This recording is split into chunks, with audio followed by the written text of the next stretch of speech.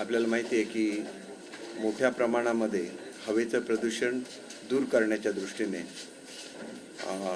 मी आपल्याला पूर्वीच सर्व माहिती दिलेली होती, परंतु स्वतः मुख्यमंत्री हे या सर्वांवर लक्ष ठेवून आहेत आणि त्याच्यामुळे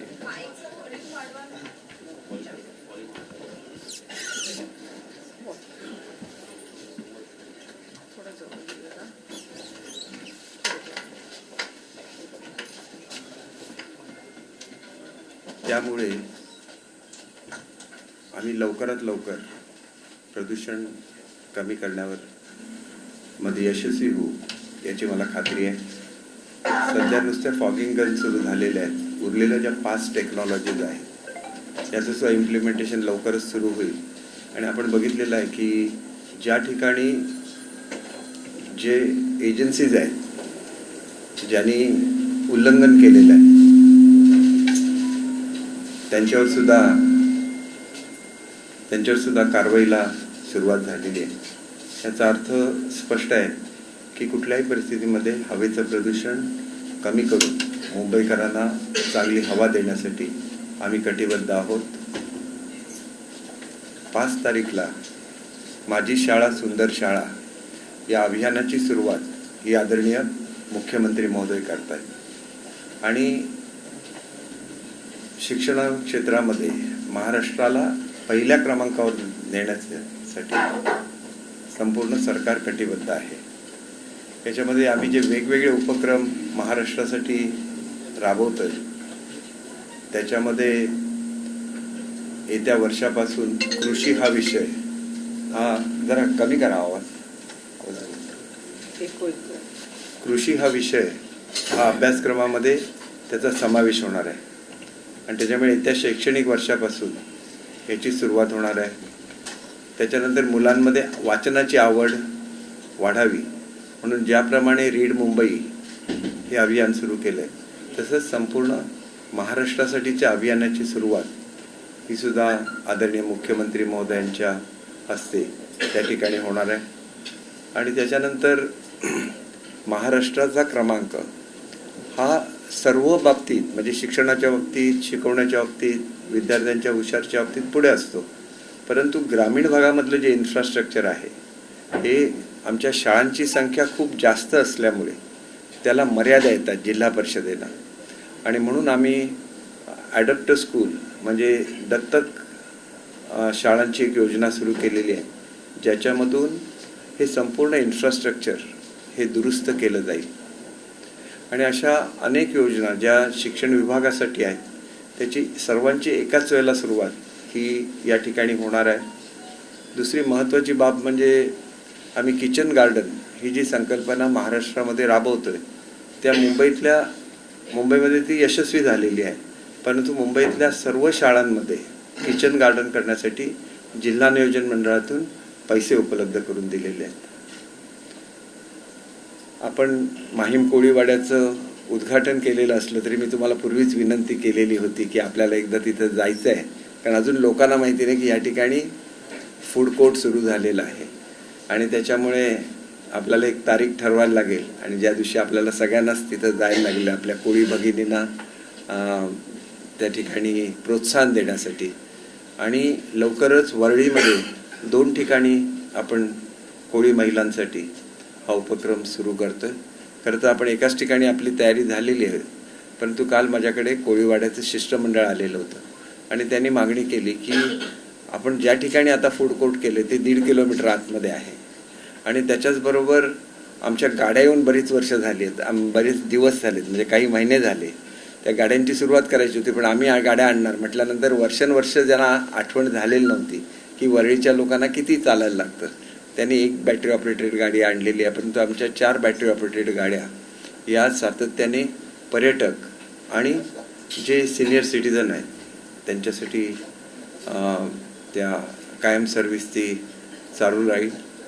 त्याचप्रमाणे आपला कुलाब्याचा म्हणजे ज्याला कप परेडचा कोळीवाडा म्हणतात किंवा मच्छीमार नगर म्हणतात त्या ठिकाणी सुद्धा लोकांची मागणी होती की एक हॉल त्यांचा खूप जुना झालेला आहे त्याची पुनर्बांधणी करावी, त्याला सुद्धा निधी उपलब्ध करून दिला आहे. आणि तिथल्या ब्युटिफिकेशनसाठी एकंदर 4 कोटी रुपये हे वेगळे उपलब्ध करून दिलेले आहेत. वेगवेगळ्या योजना ज्या मुंबईसाठी केलेल्या आहेत त्याच्यामध्ये विशेषतः काही प्रेझेंटेशन मी बघितली, काही प्रेझेंटेशन आज बघणार आहे. जसं आपल्याला सांगितलं की महालक्ष्मी, मुंबादेवी आणि सिद्धिविनायक बरोबरच हाजी अल्लीचा सुद्धा कायापालट केला जाणार आहे. परंतु हे करत असताना बाणगंगा तलावाचं सुशोभीकरण होतं आहे, तर त्या ठिकाणी सध्या सायलेंट झोन आहे. तर आम्ही चर्चा करतो की त्या ठिकाणी असलेला सायलेंट झोन हा फक्त शाळा तिथं असल्यामुळे तो आहे आणि शाळा संध्याकाळच्या वेळेला बंद असते. तर या संदर्भात आम्ही विधी आणि न्याय विभागाचं मत घेऊन तो प्रस्तावसुद्धा सादर करू की जेणेकरून आपलं शास्त्रोक्त संगीत अत्यंत लाईट, म्हणजे याच्यामध्ये गोंगाट नाही, अशा तऱ्हेचं लोकांना संध्याकाळच्या वेळेला बघायला मिळेल. फॅशन स्ट्रीटच्या संदर्भात आम्ही जी घोषणा केलेली होती त्याचं मॉडेल पुढच्या आठवड्यामध्ये त्या ठिकाणी येतं आहे. ही मॉडेल फायबर ग्लासची आहेत, म्हणजे त्या ठिकाणी ती जळणार नाही आणि त्याच्याचबरोबर आकर्षकसुद्धा असतील.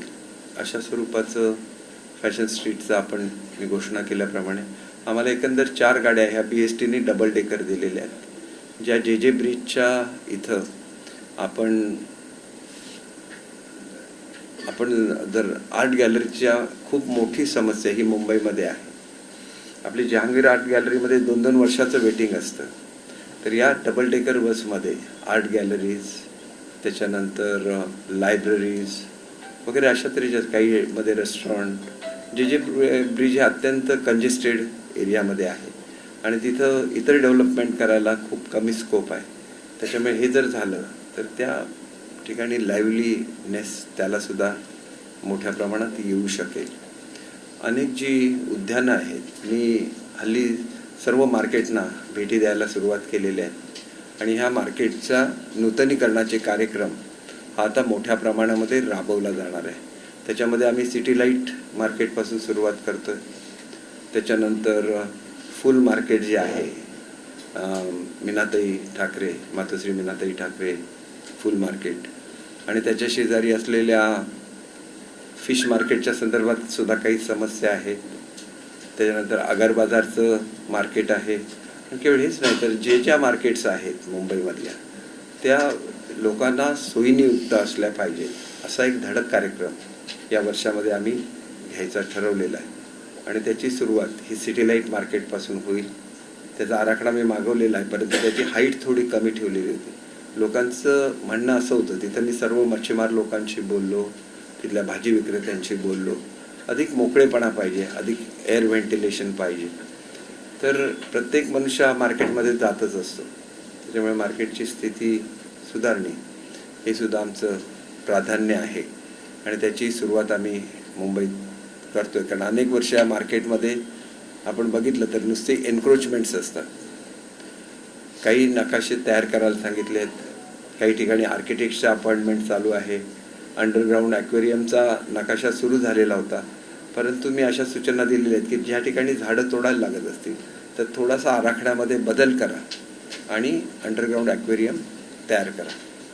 या निमित्ताने आपल्याशी सुसंवाद करत असताना एक चुकीचं परसेप्शन जे सातत्याने विरोधकांकडून लोकांच्या मनामध्ये भरवलं जातं आहे, त्याच्या बाबतीत सुप्रीम कोर्टाने जो निर्णय दिलेला आहे तो सर्वांनी काळजीपूर्वक वाचला पाहिजे.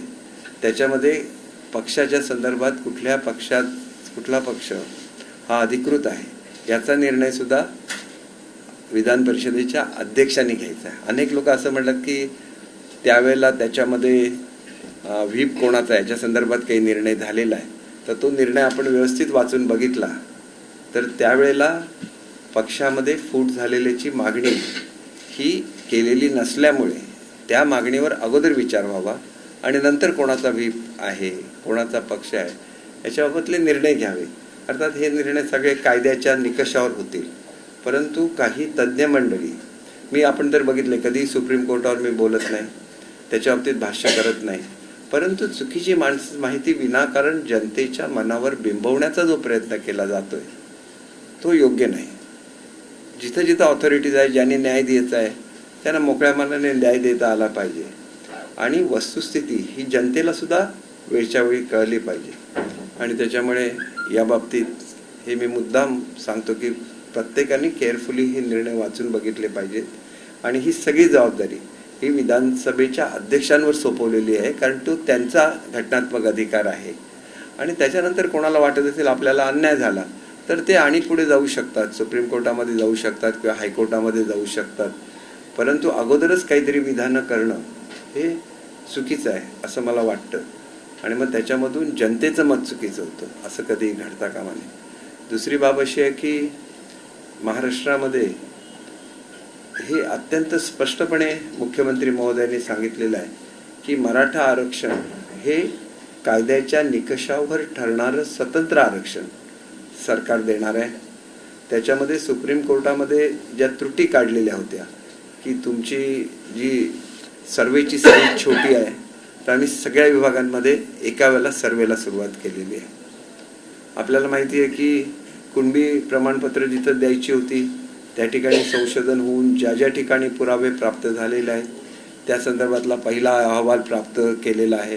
मग तो सुद्धा प्रश्न आता प्रलंबित नाही, त्याच्यावर निर्णय झालेला आहे. टिकणारं आरक्षण देत असताना क्युरेटिव्ह पिटिशन ऐकण्याचं हे सुप्रीम कोर्टाने मान्य केलेलं आहे. त्याच्यामध्ये आमची बाजू मांडताना आम्हाला ती बाजू भक्कमपणे मांडायला लागेल आणि तशी ती भक्कमपणे मांडली तर ओबीसी आरक्षणाला धक्का लावण्याची कुठलंही सरकारचं हे नसताना विनाकारण जो एक समज केला जातोय, जनतेच्या मनामध्ये संभ्रम निर्माण होतोय, तर तो अजिबात संभ्रम मनामध्ये कोणी बाळगू नये. मराठा आरक्षणाच्या बाबतीत सरकार अतिशय पॉझिटिव्ह आहे, सुरुवातीपासून पॉझिटिव्ह आहे, तर त्याच्या संदर्भात सुद्धा कोणी संभ्रम मनामध्ये बाळगू नये अशी नम्र विनंती सर्वांना आहे. सर, लोअर पनवेल ब्रिज का उद्घाटन, भिलाई रोड ब्रिज का उद्घाटन का तय हुआ है कि कब उद्घाटन होगा? कल स्थानीय आमदार को भी आमंत्रित किया जाएगा? हाँ बिल्कुल. देखिए अभी वो ब्रिज तैयार हुआ है, 3-4 दिन का ही काम बाकी था. कुछ लोग तो उनको बहुत जल्दी रहती है. आपको पता है कितने साल से 2018 से 5 साल तक इस ब्रिज का काम पेंडिंग रहा. 2022 से 2023 तक 1 साल में उसको इतनी गति दी गई कि वो काम पूरा हो गया है. हम जब उद्घाटन करते हैं तो वहाँ के सब MLAs, MPs सबको हम लोग बुलाते हैं, तो इसकी बिल्कुल ज़रूरत नहीं है कि ये हो जाए. दूसरी चीज़ ये है कि वहाँ पे लोगों की ये मांग थी कि वहाँ पे पहले फुटपाथ था, अभी फुटपाथ नहीं है. तो मैंने ये बोल दिया है कि वहाँ पे ट्रायल बेसिस पे रेलिंग लगाया जाए ताकि जब फुटपाथ बनता है तो एक बार बनने के बाद उससे को निकालने की ज़रूरत नहीं हो. तो ये रेलिंग लगाने का काम भी कल तक पूरा हो जाएगा. कल उसका उद्घाटन भी करेंगे और लोगों की जो मांग है कि हमें चलते हुए रेलवे स्टेशन पे जाना है तो वो मांग भी पूरी हो जाएगी.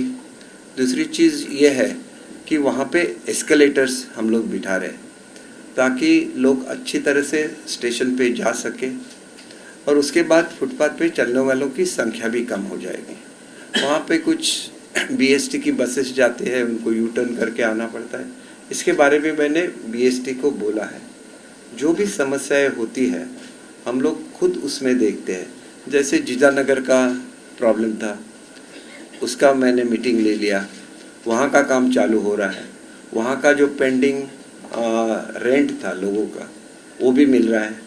जिजानगरचं काम सुरू होतं आहे. जिजानगरचा प्रश्न हा जवळजवळ 28 वर्ष हा प्रलंबित होता आणि त्याच्यामुळे केवळ बोलणं आणि लोकांची दिशाभूल करणं यांनी काही होत नाही. आज मराठी माणसं रस्त्यावर आलेली आहेत, त्यांना त्यांचा हक्क मिळवून देण्यासाठी आम्ही कटिबद्ध आहोत.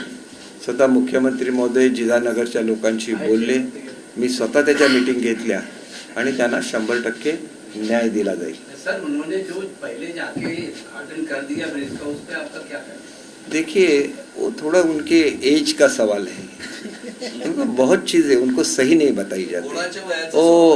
वो बहुत बार नहीं त्यांना वो ते हिंदीमध्ये प्रश्न विचारले, हिंदीत उत्तर देऊन ये ऐसे होता है कि जो लोग कोई लोगों को वो ट्यूशन लगाते हैं कि क्या बोलना है, लेकिन उन्होंने भी कंफर्म करना चाहिए कि क्या सही है क्या गलत है. अगर किसी भी चीज़ का उद्घाटन करना हो तो जो सेफ्टी मेजर्स है, जहाँ पे रोड पे पेंटिंग किया जाता है, बाजू में बैरिकेडिंग लगाया जाता है। अगर ये चीज़ें पूरी ना हो तो उसका उद्घाटन भी नहीं। मुझे बिल्कुल इसकी ये नहीं कि मैं हर जगह पे जाके उद्घाटन करता हूँ। मैंने इतने काम मंजूर किए हैं, बहुत सारे लोग जाके वहाँ पे नारियल फोड़ते हैं, तो मुझे उसके बारे में बुरा नहीं लगता। लेकिन आप जब 25 साल तक पावर में रहे तो आपने क्या किया, उसका जवाब देना चाहिए। आप जब मंत्री रहे तो आप क्यों नहीं जाते थे सचिवालय में, क्योंकि वो मंत्रालय है, मंत्रालय में मंत्री को जाना ही चाहिए, तो आप कभी गए नहीं। सीएम साहब खुद तो 2 दिन गए, ऐसे पवार साहब ने भी बोला है, उनके बारे में मैं कुछ भी बोलूँगा नहीं। लेकिन जो यंग है उनको तो जाने में कुछ दिक्कत नहीं होनी चाहिए। तो उस वक्त नहीं करेंगे, अभी बोलेंगे कि मैंने ये किया, तो लोगों को भी पता चलता है कि 5-5 साल तक नहीं कर सके और अभी बोल रहे मैंने किया, तो उसमें हकीकत क्या है, इसके बारे में भी लोगों को सोचना चाहिए। बोलते कि हम इस दिन उसको चालू करने वाले थे, लेकिन आपने तो पूरा बंद करके रखा था, मेट्रो का काम बंद करके रखा था। 14,000 करोड़ रुपया गया उसमें, किसका लॉस है।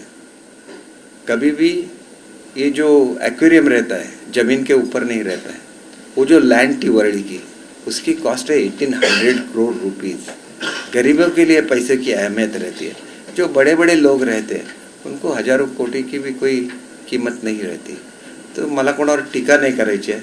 आम्ही आमच्या पद्धतीने काम करतोय, आम्ही मराठी लोकांना न्याय देतोय।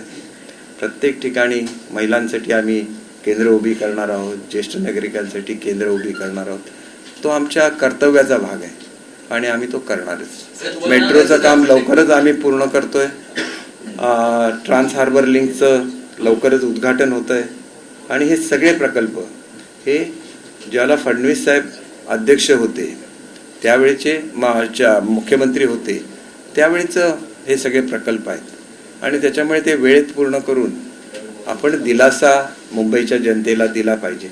आणि त्याच्यामुळे मला असं वाटतं की पुढच्या काळामध्ये आम्ही जसं आता सांगितलं की शालेय शिक्षणाची मोहीम राबवतोय, तशी आपल्या सगळ्यांच्या सहकार्याने, मुंबईच्या नागरिकांच्या सहकार्याने स्वच्छ मुंबईची एक आम्हाला आगळी वेगळी मोहीम राबवायची आहे। एक मुद्दा स्पष्ट करायचा, वयाचा उल्लेख केलाय, वयाने परिपक्वता येते का, आणखी वयामुळेच अपरिपक्व आहे का, आणि नेमकं तुम्ही कोणाबद्दल बोलताय?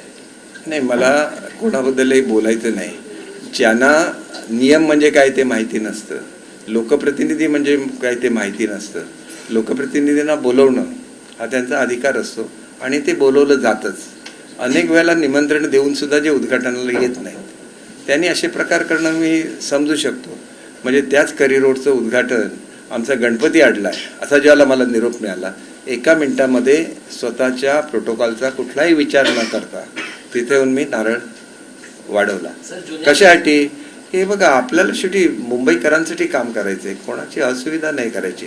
तुम्ही येऊन बघा, मी तुम्हाला काही पत्र वाचून दाखवतो। ज्यांना अनेक वर्ष न्याय नाही मिळाला त्यांना न्याय मिळतो, ती लोक खुश होतात। आम्ही ठरलेल्या वेळेला येतोच, म्हणजे थोडासा उशीर होईल, रोज बुधवारी बसायचं म्हणजे कलेक्टर ऑफिसला बसायचंच। बघा, आता सगळे संजय गांधी निराधार योजनेचे पटापट पैसे सगळ्यांना मिळायला लागले, सगळे दाखले वेळच्या वेळी मिळायला लागले। आपण आल्यानंतर फरक पडतो। बुधवारी मी काय कॉर्पोरेशनमध्ये रोज येत नाही, बुधवारी एकदाच येतो, पण आल्यानंतर प्रत्येक गोष्टीचा आढावा घेतो आणि आपण काम करून घेतो। आपलं काम करून घेणं हे आहे। आणि त्याच्यामुळे समजा महापालिका अस्तित्वात असती तरी त्या ठिकाणी पालकमंत्री असतंच ना, पालकमंत्र्यांचा अधिकार तसाच अबाधित राहतो, तो राज्य सरकारचा प्रतिनिधी आहे।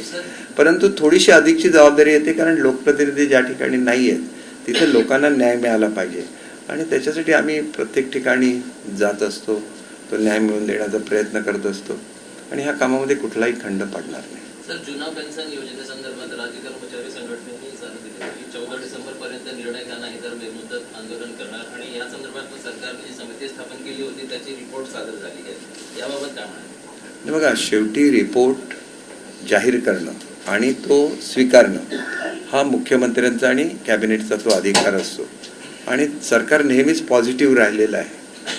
आणि आपण एक गोष्ट लक्षात घेतली पाहिजे की सरकारी कर्मचाऱ्यांचं कुठलंही नुकसान होणार नाही अशा पद्धतीने निर्णय घेतला जाईल, हे मुख्यमंत्री महोदयांनी अगोदरच जाहीर केलेलं होतं।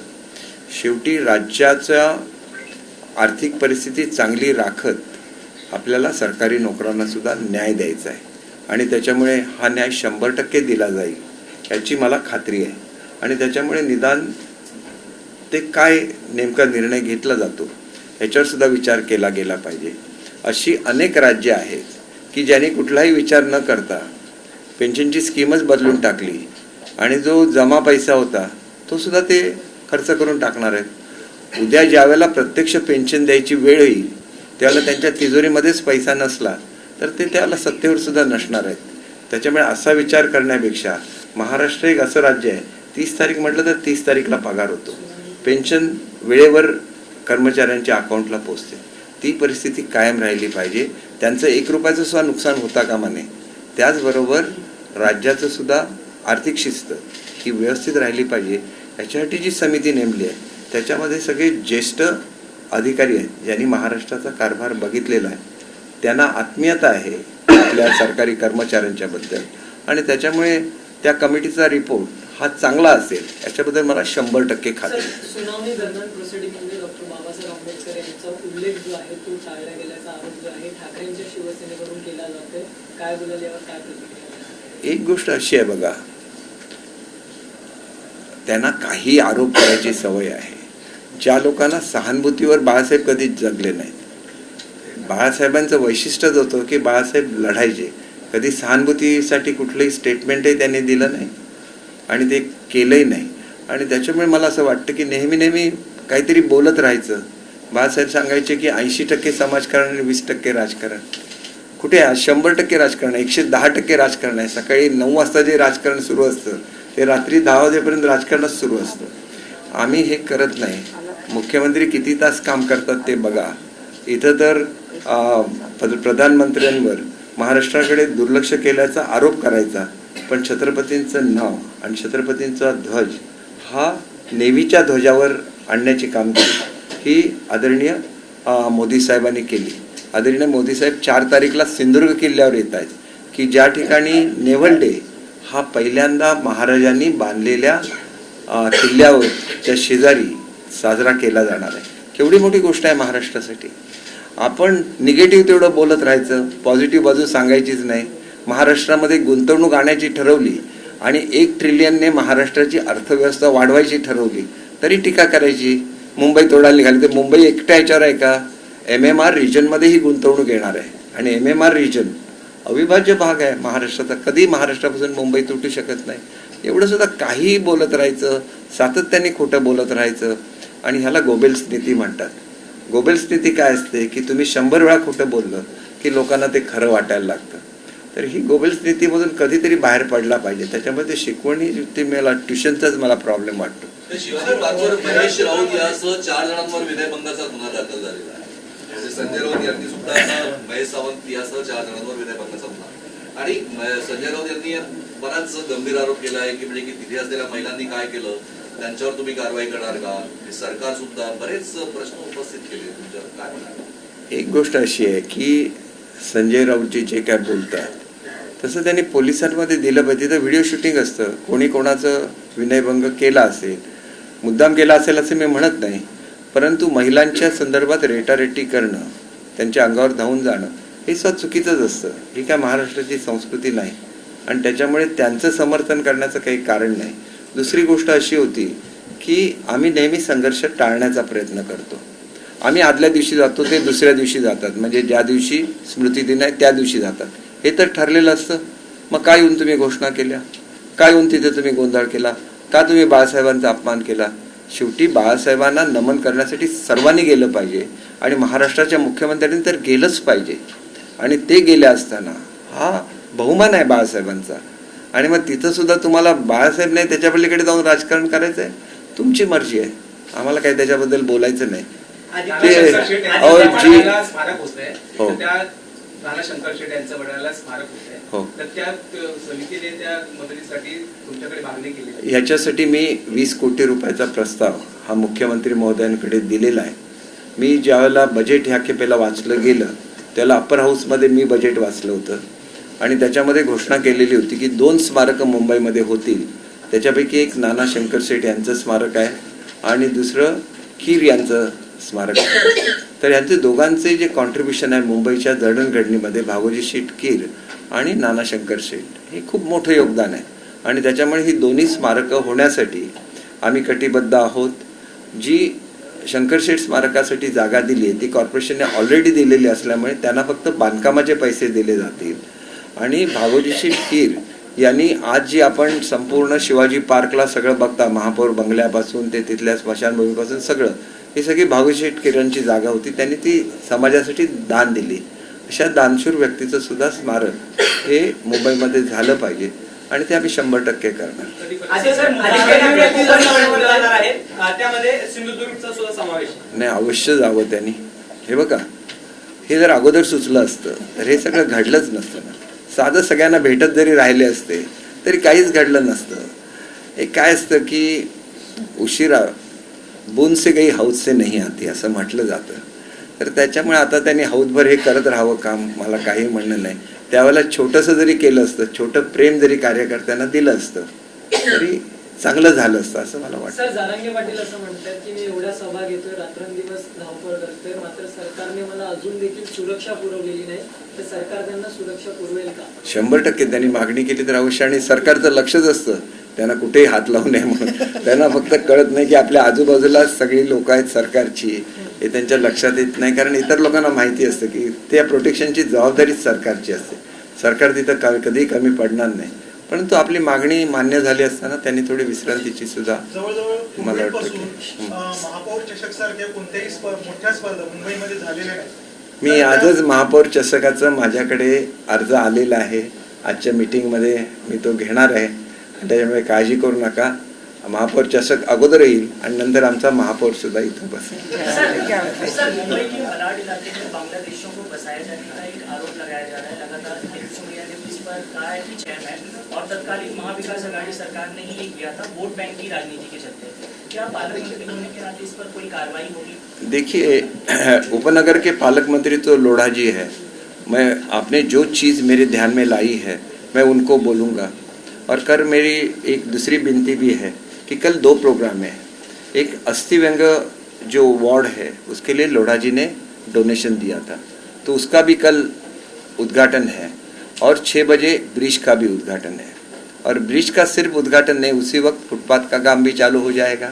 उसी वक्त जो एस्केलेटर है उसका भी काम चालू हो जाएगा. तो आते हुए 8-9 महीने में पूरी सुविधाएं इस लोअर परेल एरिया को मिल जाएगी. फडणवीस साहेब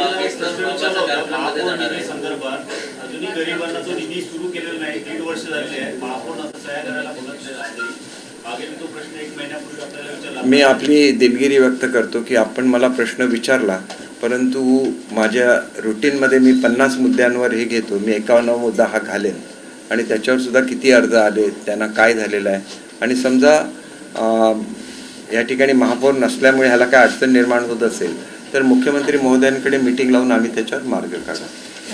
शाळांच्या टेरेसवर किंवा मार्केटच्या टेरेसवर जे गार्डन्स होऊ शकतात त्याच्यावर क्रीडा क्षेत्राला प्राधान्य देणे आणि क्रीडा विभागाला ह्याला प्राधान्य देईल का? मुंबई स्पोर्ट्स सारखी संस्था आहे जी सर्व खेळांसाठी पुढाकार घेते आणि त्यांना न्याय देण्याचा प्रयत्न करते, ज्याच्यातून चांगले खेळाडू मुंबईसाठी घडू शकतात. नाही, मला असं वाटतं की आता माझ्याकडे एक सेंट झेवियर ग्राउंडचं खराब झालं आहे म्हणून एक आलेलं होतं. परेलमध्येच आहे ते ग्राउंड. आता त्याच्यामध्ये मी बघतो, मी जवळजवळ सर्व गार्डन्सना भेटी दिल्या, सर्व यांना देतोय. आता मुंबई कॉर्पोरेशनची नेमकी पॉलिसी काय ते विचारून त्याप्रमाणे मी आयुक्तांशी चर्चा करेन. मुंबई स्पोर्ट्सला जर त्याच्यामध्ये इन्व्हॉल्व केलं तर जवळजवळ सर्व खेळांना स्थान मिळू शकेल. आपण निश्चितपणे तुम्ही माझ्याकडे एक वेगळा अर्ज द्या, मी त्याच्यावरची काही जी लिगल बाजू आहे ती समजावून घेऊन त्याच्यावर निर्णय घ्यायला सांगेन. थँक्यू. कई बातें हुई और उसके बाद लगातार जिस तरह से उनके ग्रुप की तरफ से एक आक्रामक बयान आ रहा है, उसको देखते हुए कहीं ना कहीं तनाव पैदा हो रहा है.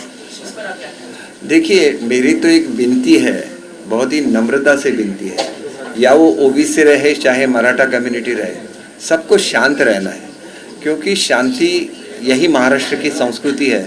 और आपको राह देखनी चाहिए क्योंकि निर्णय तो आने वाला है. और क्लियर कट बोला गया है कि ओबीसी आरक्षण में कोई भी बाधा नहीं आएगी और मराठा आरक्षण सेपरेटली दिया जाएगा. तो इसके बारे में मुझे लगता है कि अच्छा निर्णय होगा. शेवटचा निर्णय 2-3 महत्त्वाचे. राहुल गांधी काय म्हणताय, म्हणजे वर्ल्ड कप हरलं की राष्ट्रीय पर्वती नरेंद्र मोदी याला हे बघा असं आहे की मी तुम्हाला सांगितलं ना, आता तर आपण राहुल गांधींना तर वयाने कमी म्हणू शकत नाही. आता त्यांनी विचारामध्ये सुद्धा तीच मॅच्युरिटी त्यांच्या आली पाहिजे अशी मी देवाकडे प्रार्थना करतो. बघा इंदिराजींना स्वतः अटल बिहारीजींनी दुर्गेची उपमा दिलेली होती. राजकारणामध्ये नेहमी मनाचा मोठेपणा दाखवायलाच लागतो.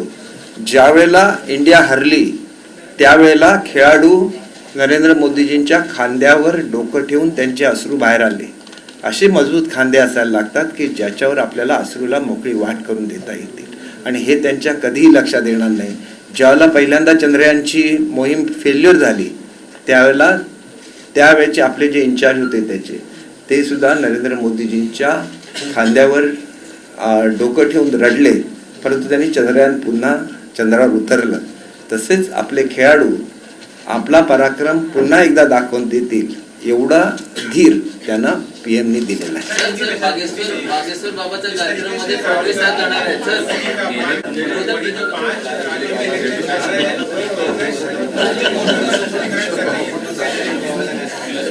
देखिए, ये तो उनकी नीति रही है कि धर्म में मतांतर करके सत्ता पे आना, लेकिन ये मोदी जी की नीति कभी नहीं रही है. वो बोलते हैं कि सबके साथ सबका विकास, इसलिए सबको इक्वल इस पे ये लेते हैं और सबके विकास की बात करते हैं. तो मुझे ऐसे लगता है कि वोटों के लिए ऐसी राजनीति नहीं होनी चाहिए. और ये एक देश जो 10वें नंबर से 5वें नंबर पे पहुंच गया, जिसे अभी दूसरे तीसरे नंबर पे पहुंचना है, उसके लिए मोदी जी जैसा नेतृत्व चाहिए.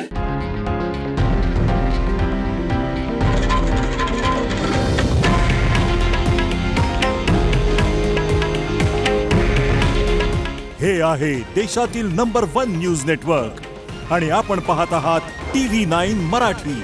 काळजी तुमची, हित महाराष्ट्राचं.